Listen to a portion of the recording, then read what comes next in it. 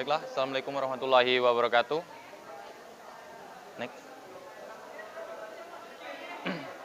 Kami di sini ingin mempresentasikan proposal kami, yaitu PKM Karsa Cipta Dekoratif Plywood Lamp. Di mana dekoratif plywood lamp ini yang berarti hiasan lampu dekorasi, pelapis hiasan lampu dekorasi dari kayu. Nah, di mana kami di proposal ini kami membuat sebuah produk yang bahan utamanya yang seharusnya dari kayu kami ganti menjadi triplek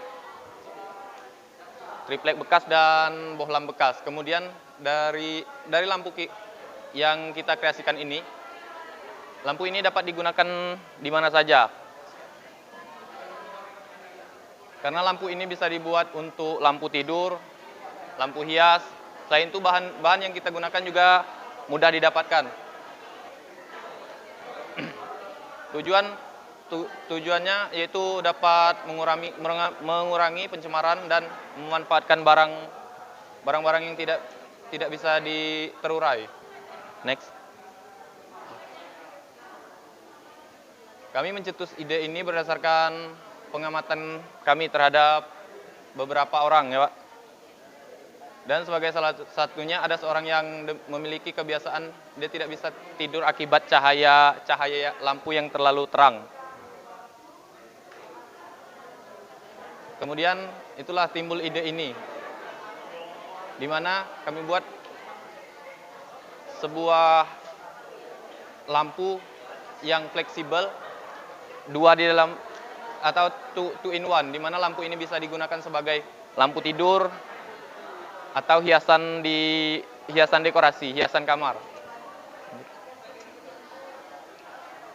Kemudian manfaat dari lampu ini yaitu manfaat dari proposal kami ini meningkatkan kemampuan mahasiswa dalam hal kreativitas, mengelola kemampuan mereka dalam bidang usaha, menciptakan inovasi untuk mengelola bahan yang tidak terpakai agar bisa memiliki nilai jual. Lanjut. Di situ ada tahap pelaksanaan. Yang pertama riset pemasaran, kemudian penyediaan tempat. Yang ketiga penyediaan peralatan, 4 penyediaan bahan produksi.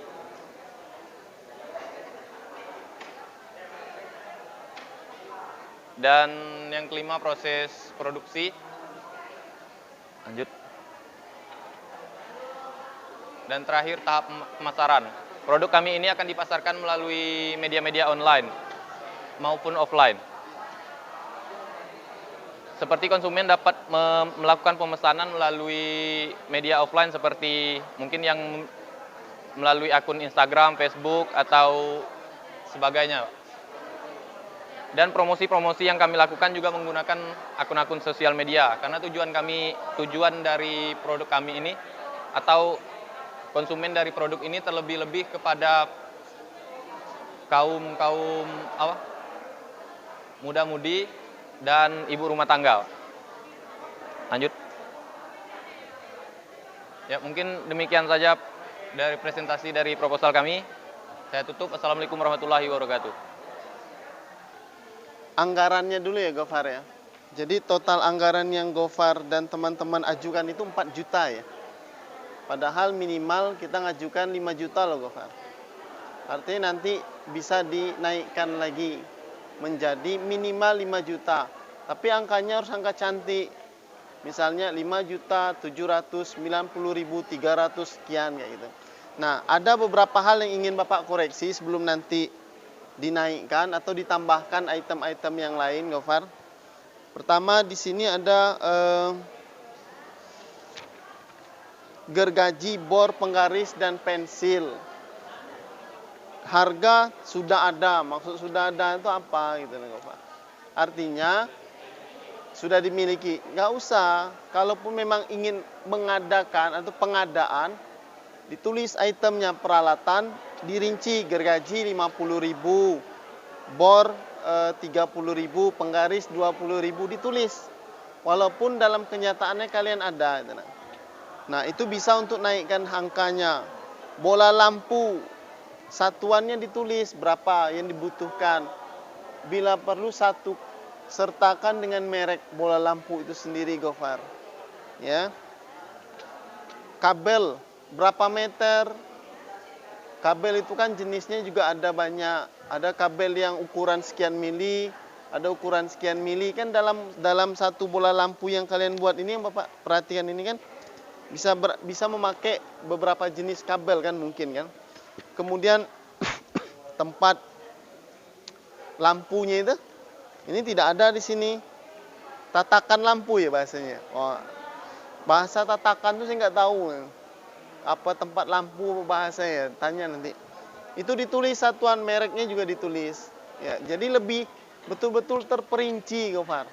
Kalau kayak gini, mohon maaf, orang bacanya ragu gitu nah. Bukannya nggak percaya, bukan. Lem kayu, kemudian cara ngetiknya juga yang ya dibuat betul-betul bagannya dirincikan benar. Ini dari segi penganggaran. Jadi minimal 5 juta, maksimal 10 juta. Jadi kalau mau buat 9 juta 900 sekian masih boleh. Kurang 1 rupiah aja masih boleh. Tapi kalau udah buat 10 juta 1 rupiah nggak boleh. Iya, artinya masih ditambahkan lagi, dari 4 juta dinaikkan lagi. Yang kedua, daftar pustaka yang digunakan. Ini saya nggak bisa bacanya ini, HTTP dan lain sebagainya ini nggak bisa saya bacanya. Ya. Yang ketiga, Gofar, ini sudah membuatnya atau baru mau belajar?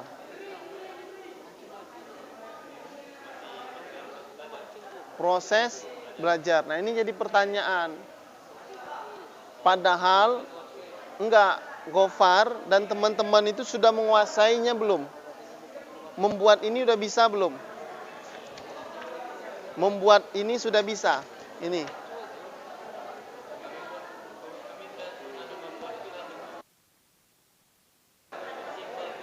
Iya, udah pernah buat berarti ya, udah pernah buat.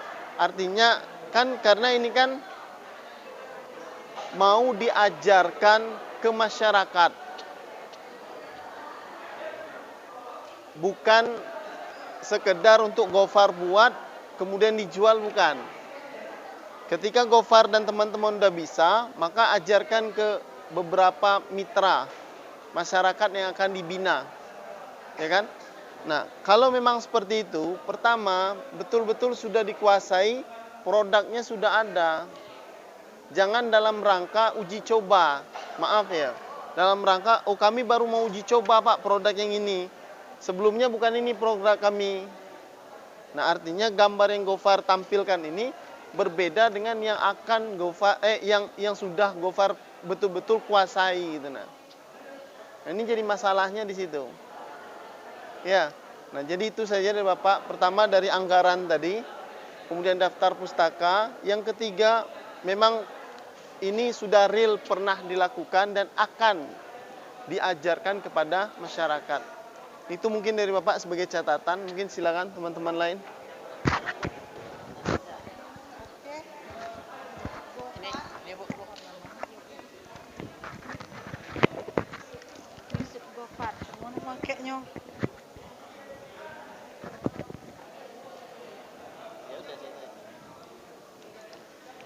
Oke, untuk Gofar, ya kamu ketuanya ya. Oke, ini yang ingin saya tanyakan, ini kan PKM KC, ya, ya. Ini sudah ada yang buat belum sebelumnya?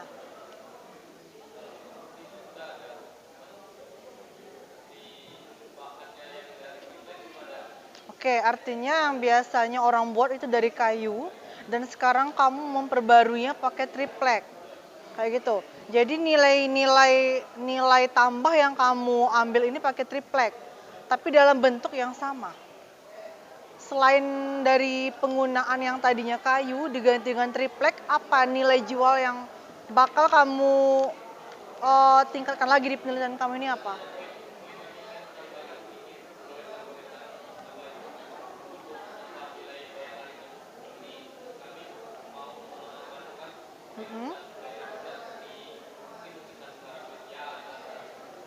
Oke, artinya akan ditambah ukiran-ukiran kayak gitu ya. Oke. Nah, untuk jadwal kegiatan di sini saya belum ngelihat di proposal kamu. Belum kamu masukkan. Emang belum ya? Kenapa?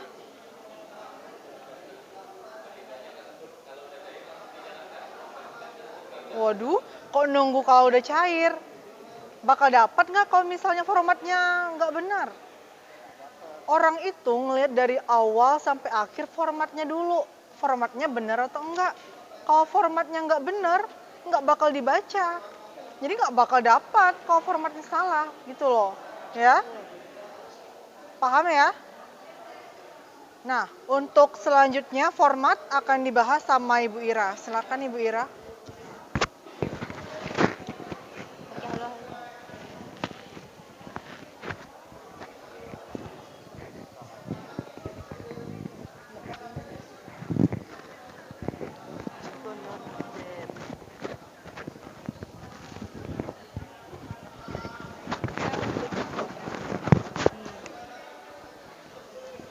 Kelas salah tari Kak. Mas.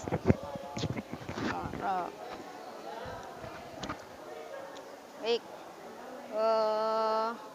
Yusuf Al-Ghafar itu yang mana? Kamu?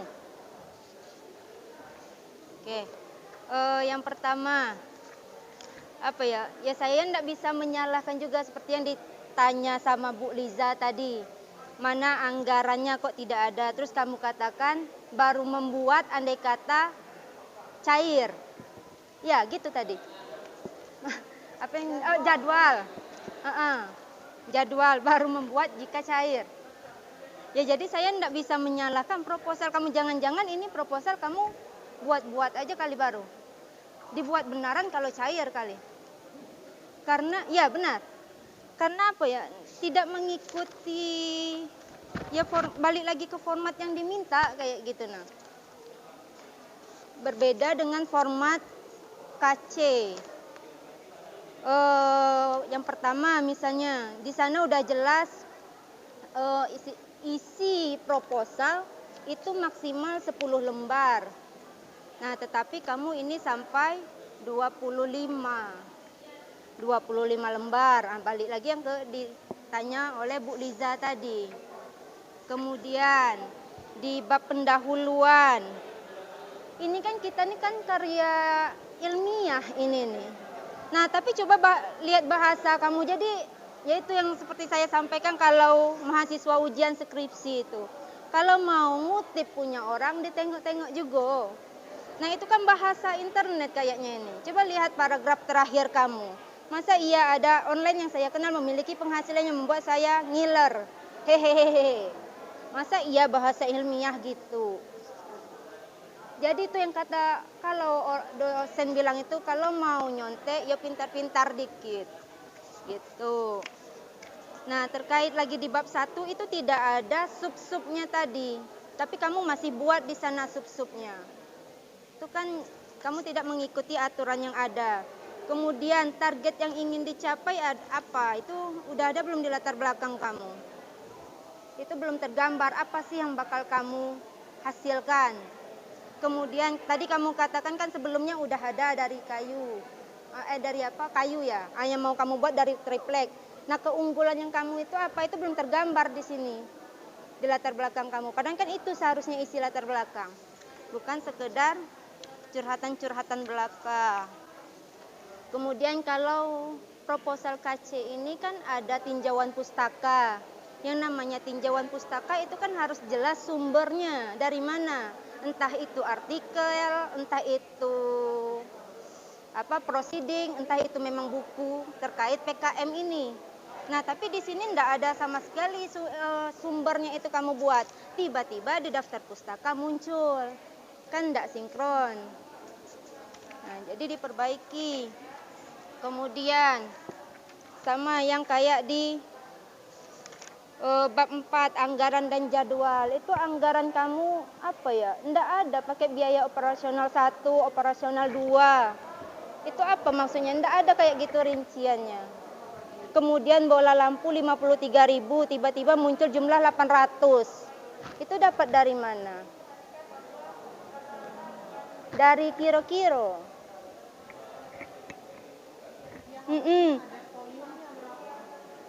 Maksudnya dikali berapa makanya muncul 800 itu? Berapa yang kamu butuhkan di sana? Kan enggak jelas. Sama yang kayak 20 tiba-tiba muncul 300. Itu kan enggak jelas rinciannya. Sama jadwal kegiatan, kemudian terkait lampiran-lampiran, itu ya tadi kamu istilahnya nutup mata dengan format yang ada.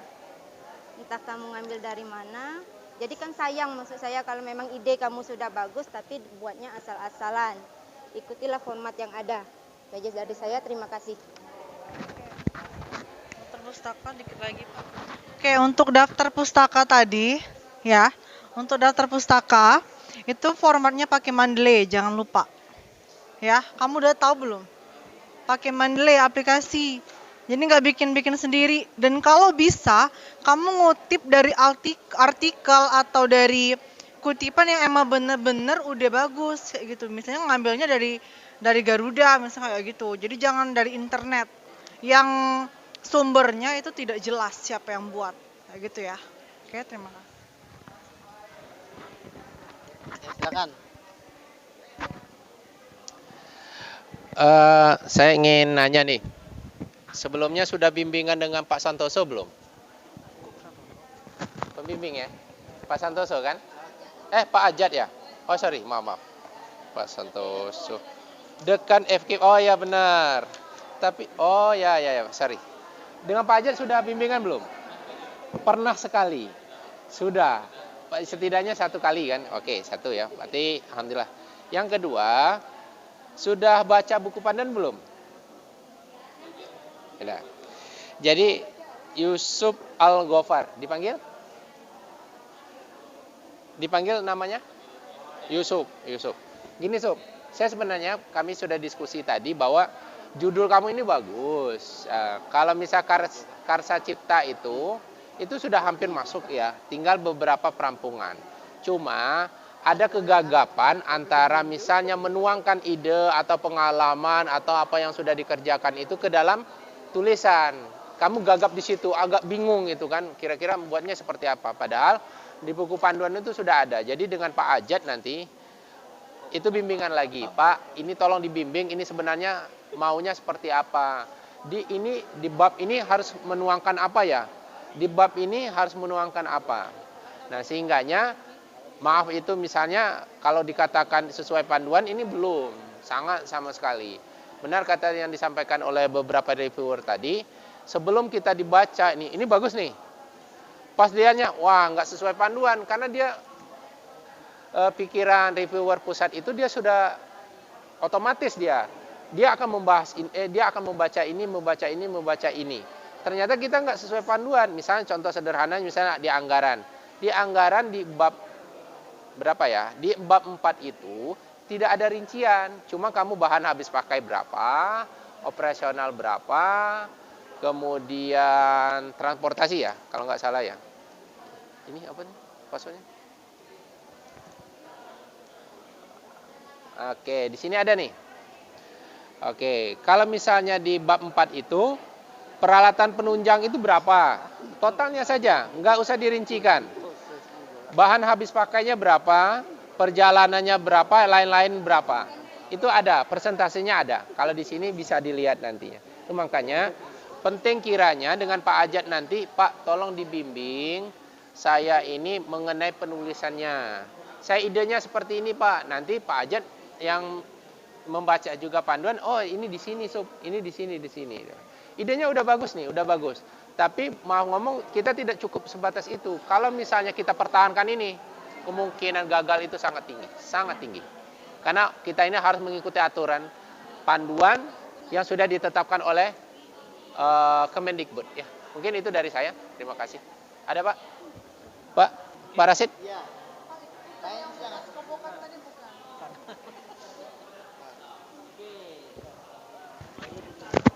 Ini kalau lihat daftar isinya keren Bang. Cuman pas kita lihat contoh di bab 2.3 harga halaman 6. Pas dilihat halaman 6-nya tidak membuat nilai harga. Kenapa ini kayak gini? Kalau daftar isinya kamu mengikutin apa? Mengikutin benar-benar pola dari panduan. Tapi isi enggak. Ya, itu yang pertama, isi. Yang kedua, kamu tidak konsisten dengan penggunaan bahan. Tadi kamu sebutkan bahannya bahan triplek bekas. Benar nggak? Benar kan? Benar, bahan triplek bekas. Nah, yang saya lihat di sini di halaman 10 kelemahan di weakness. Kelemahan dalam usaha pembuatan bola lampu ini, ketersediaan barang habis pakai triplek yang kami gunakan adalah kualitas terbaik. Bagaimana Anda pengen kualitas terbaik tapi pengen barang bekas?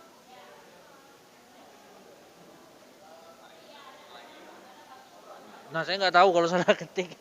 Ini konsisten ini yang kita perlukan. Ya. Nah, terus juga masih dengan bahan yang sama. Untuk triplek ini, tripleknya ukurannya ukuran apa? Triplek itu banyak macam loh. Ya kan? Dari yang 1 mili sampai 15 mili, 20 mili. Nah, tripleknya bentuk ketebalannya berapa mili? Yang 15 mili, tebal bener itu.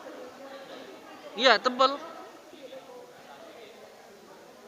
Untuk sampingnya aja. Nah, kalau 15 mili, yakin harganya 100.000 satu biji. Saya baru beli kemarin yang 9 mili itu 100.000 itu. Oh, yang bekas ya? Kalau bekas mahal bener 100.000 satu buahnya. Kalau yang bekas mahal bener 100.000. Nah, makanya di harga ini tolong diinikan. Ya, yang berapa mili yang dipakai, bolam lampunya juga yang bekas mati atau bekas yang banyak orang yang menjual yang bisa disambungkan lagi, hidupkan lagi itu ya. Itu diperincikan lagi. Oke, itu aja, Mas. Oke. Yusuf Al-Gofar, belum pernah buka sistem? Belum, buka ya nanti di rumah ya.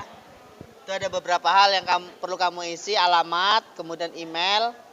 Anggota masih kurang, artinya kamu belum upload biodata ke situ. Luarannya apa?